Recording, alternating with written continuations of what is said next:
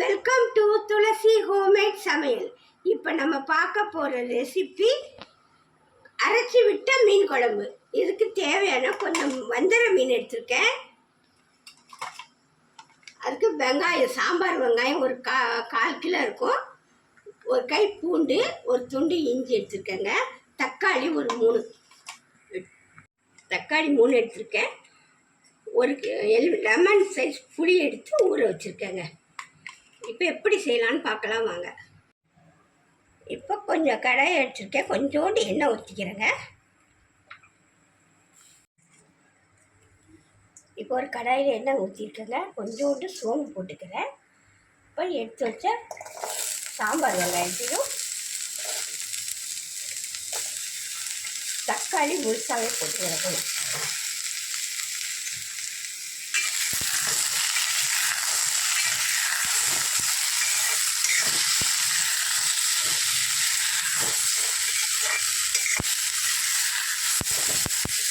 வதங்கின பிற காட்டுறேன் பாருங்க. கொஞ்சம் நல்லா வதக்கிச்சு 2 ஜீரகம் போட்டுக்கிறேன்.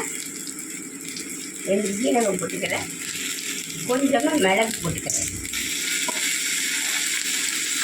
இப்போ கொஞ்சம் மிளகாத்தூள், ஒரு 2 ஸ்பூன் குழம்பு மிளகாத்தூள் போட்டுக்கிறேன். எடுத்து வச்சு இஞ்சி பூண்டு பேஸ்ட்டு, இஞ்சி பூண்டு போட்டு எல்லாத்தையும் நல்லா வதக்கிக்கணும். அப்போ ஆஃப் பண்ணிட்டேங்க. அடுப்பை ஆற வச்சு அரைக்கணுங்க. நல்லா ஆறிச்சு. இப்போ அரைச்சிட்டு வந்து காட்டுறேன்.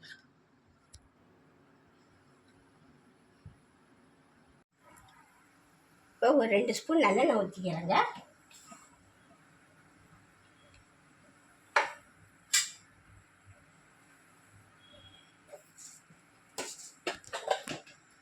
இப்போ 2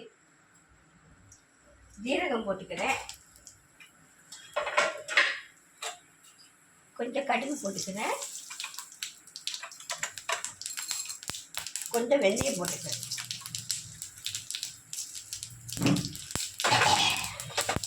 இப்போ கருவேப்பிலை கொஞ்சம் போட்டு அரைச்சி வச்சு பேஸ்ட் எடுத்து வச்சுக்கிறேன்.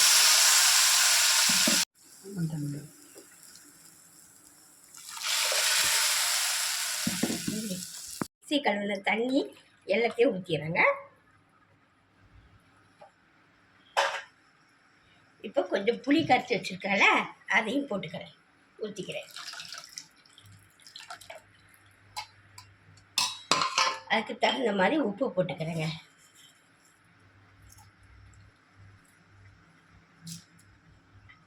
கொஞ்சம் மஞ்சள்தூள் போட்டுக்கிறேன்.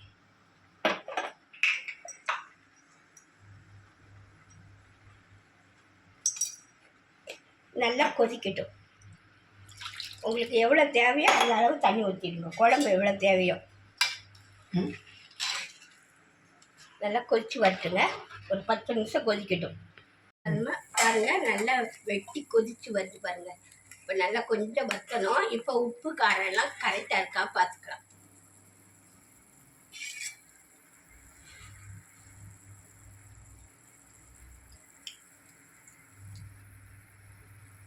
கரெக்டாக கொஞ்சம் உப்பு மட்டும் கம்மியாக இருக்குது. காரெல்லாம் ஓகே.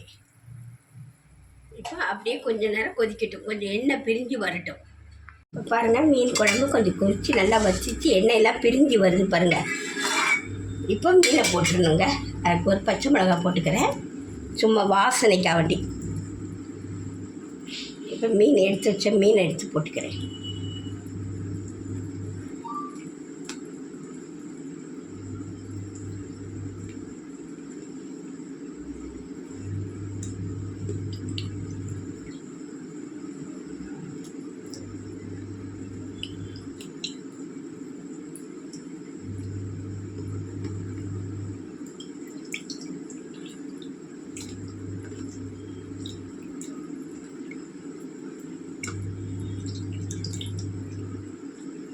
நல்லா கொதித்து வரட்டுங்க. பாருங்கள், எண்ணெயெல்லாம் பிரிஞ்சு வருது பாருங்கள். இப்போ நான் ஆஃப் பண்ணிட வேண்டியதாங்க. நல்லா வெந்துச்சு மீன். அரைச்சி விட்ட குழம்பு ரெடி ஆயிடுச்சுங்க.